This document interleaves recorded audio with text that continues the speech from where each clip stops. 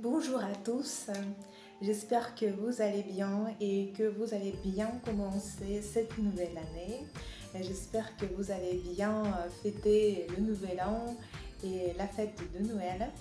Et aujourd'hui, je veux parler sur ce sujet, sur le sujet des fêtes d'hiver, de fêtes de Nouvel An et de Noël en Russie. Je vais parler de l'histoire de cette fête, un peu du Père Noël russe et de Snegurechka. Et aussi, je vais vous donner quelques phrases que vous pouvez utiliser dans les conversations avec vos amis russes pour les féliciter. Je vous propose aujourd'hui de prendre une tasse de café peut-être parce que j'espère que ça sera un sujet intéressant pour vous parce que je reçois assez souvent les questions sur ce sujet. On me demande si c'est vrai ou pas que les Russes ne fêtent pas le Noël ou comment ils le font, etc. Et aujourd'hui, je vais vous raconter un peu d'histoire sur ce sujet et je vais tout de suite vous dire que je ne suis pas forte dans l'histoire, mais j'ai tout étudié, j'ai tout relu. Bien sûr, il y a des faits que je connais très bien, mais j'oublie souvent les dates et les noms de tel ou tel événement. Et voilà pourquoi j'ai mes notes avec moi et de temps en temps je vais regarder dans mes papiers pour ne rien oublier. Et voilà, j'espère que ça sera juste une petite conversation intéressante avec vous. Voilà. Soutenez-moi tout de suite avec vos pouces en l'air. Je serai très heureuse de les voir. Et c'est parti. On commence par l'histoire de la fête de Nouvel An. Le baptême de la Russie s'est passé en 988. Et donc, on a accepté la nouvelle chronologie, pardon, qui était à partir de la création du monde. Et c'était le calendrier julien. Voilà. Et le début du nouvel an, d'une nouvelle année, était le 1er mars, tout d'abord. Donc, c'était en 988, je répète, et environ 400 ans après, je dis environ parce qu'il y a deux versions, comment ça s'est passé, mais environ c'était 400 ans après. On a reporté le début d'une nouvelle année au 1er septembre. Donc c'était le 1er septembre après. Et ensuite, Pierre le Grand a fait la réforme en 1699 où il a accepté une nouvelle chronologie à partir de la nativité du Christ.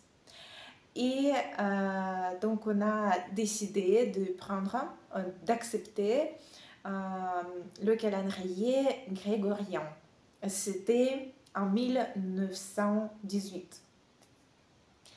Et à partir de cette date, en 1918, un phénomène de l'ancien Nouvel An est apparu. C'est un peu bizarre de dire en français ancien Nouvel An. En russe, on dit même un vieux Nouvel An, Starый Новый год, un vieux Nouvel An. Et ça existe de nos jours, le 14 janvier. Parce que selon le nouveau style, le Nouvel An est le 1er janvier, quand on a accepté le calendrier grégorien, le début d'une nouvelle année est devenu le 1er janvier. Mais c'est déjà le nouveau style. Si on compte selon l'ancien style, ça serait le 14 janvier. Donc, ce que nous avons maintenant le 14 janvier, autrefois, c'était le 1er janvier. Donc, on fête le Nouvel An le 1er janvier et ensuite, on peut aussi fêter l'ancien Nouvel An qui est maintenant le 14 janvier. Voilà.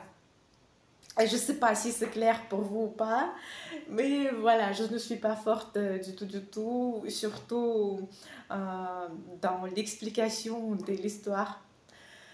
Voilà, donc en résumant tout ça, je peux dire que tout d'abord, le Nouvel An était célébré le 1er mars. Ensuite, on a reporté cette fête au 1er septembre. Et ensuite, après la réforme du Pierre le Grand, le Nouvel An a été reporté au 1er janvier. Et à cause de ça, nous avons aussi le phénomène de l'ancien Nouvel An qui est célébré maintenant le 14 janvier. Voilà le résumé. Si vous avez des questions, n'hésitez pas à les écrire en commentaire. Je peux vous expliquer en plus si vous voulez, si vous n'avez rien compris, c'est possible. Et voilà, parlons un peu maintenant du Père Noël russe. J'ai aussi reçu quelques questions sur son costume, sur son vêtement, où il habite et tout. Donc le Père Noël en Russie s'appelle Diet Maroz. Mot à mot, le mot Diet, ça veut dire un vieillard, un vieux homme. Diet Maroz. Et le mot Maroz, ça veut dire qu'il fait très froid. C'est le froid fort. Quand il gèle, c'est la gelée si vous voulez. Voilà, Diet Maroz. Et il a sa petite fille qui s'appelle Snegurочка. Donc il y a deux personnages principaux en Russie, deux personnages principaux pour la fête de Nouvel An. C'est Diet Maroz et Snegurочка, le Père Noël et sa petite fille, Snegurочка. Et autrefois, Diet Maroz, c'était Morozka et Maroz Ivanovich. Là, je pense que vous connaissez déjà que Ivanovich, c'est le patronyme, c'est le nom qui veut dire que Maroz, c'est le fils de Ivan. Donc Maroz Ivanovich. Maroz, c'est le prénom et Ivan, c'est le prénom de son père. Voilà, et il était aussi mentionné dans le conte comme Diet Studinets. Donc, les noms comme les prénoms, pardon, Marozka, Maroz Ivanovich et Diet Studinets étaient mentionnés dans le conte.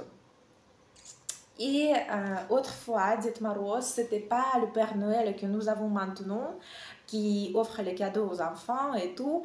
C'était tout simplement un personnage qui aidait la nature à faire froid, à geler la nature, pour mettre la neige partout. Et voilà, il ne ferait pas les cadeaux.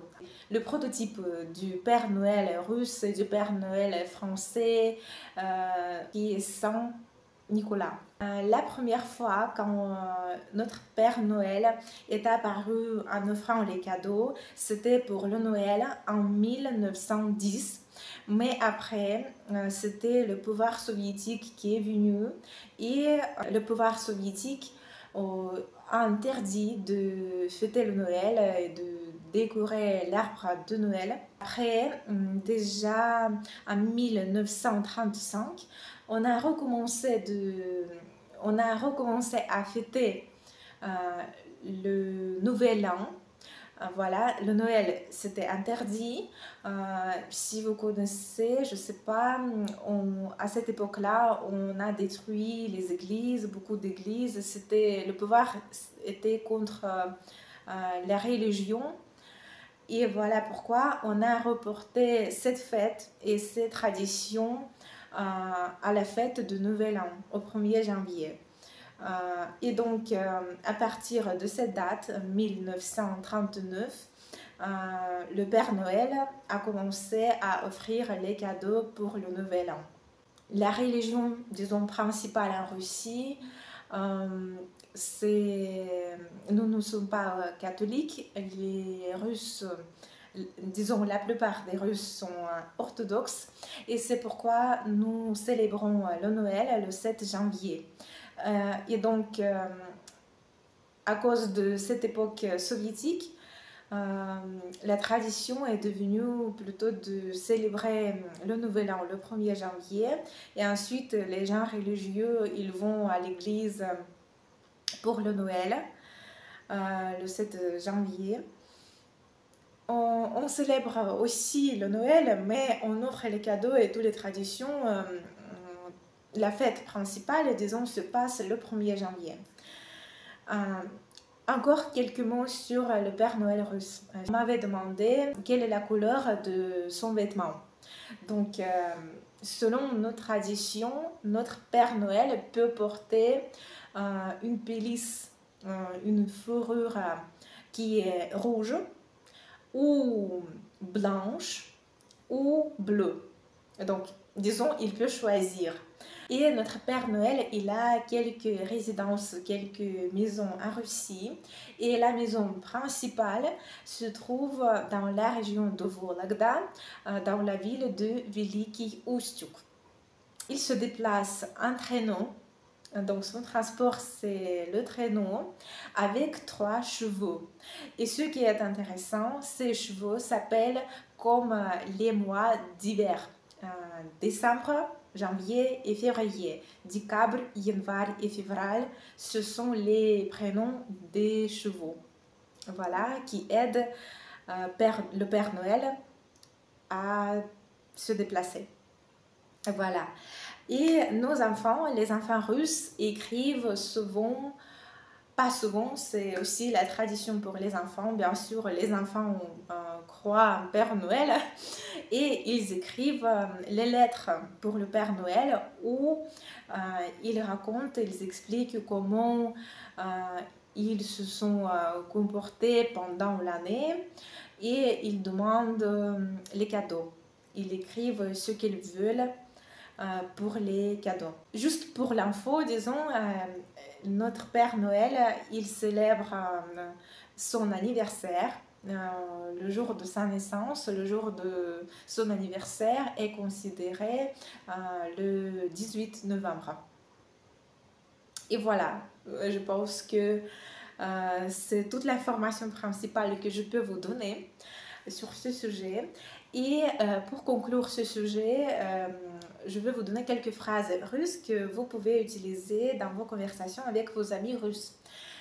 Donc, pour dire joyeux Noël et bonne fête de Nouvel An, en russe, on dit S Novым Годом. S Novым Годом, c'est très répandu pour le Nouvel An. S Novым Годом, S Novым Годом. Et aussi, pour dire joyeux Noël, on dit с Рождеством. Et on peut dire tout ça dans une seule phrase, с Новым годом и Рождеством. Voilà, c'est la manière la plus simple et la plus répandue dont on félicite l'un et l'autre pendant les fêtes d'hiver. Bien sûr, vous pouvez aussi souhaiter bonne année. Et on dit en russe «Счастливого Нового года». «Счастливого Нового года» ou «Счастливого Рождества». Et si vous avez le niveau de russe déjà avancé, je vous propose de lire les textes plus détaillés sur ce sujet sur mon site. Je vais mettre le lien sous cette vidéo. Ce sont les textes en russe, donc vous pouvez les regarder, les étudier. Et ensuite, il y a un exercice interactif où je vous propose de répondre aux questions et pour chaque réponse correcte, vous avez l'arbre de Noël qui est décoré en plus et à la fin vous voyez un arbre de Noël tout beau parce que vous avez bien répondu à toutes les questions concernant ce sujet. Voilà, n'oubliez pas que vous avez aussi le lien sur ma page Instagram sous chacune de mes vidéos. Donc vous pouvez visiter mes pages, vous pouvez me contacter en utilisant mon adresse mail que j'ai écrit aussi sous cette vidéo. J'espère que c'était intéressant pour vous. Vous avez bien pris du thé avec moi en regardant cette vidéo.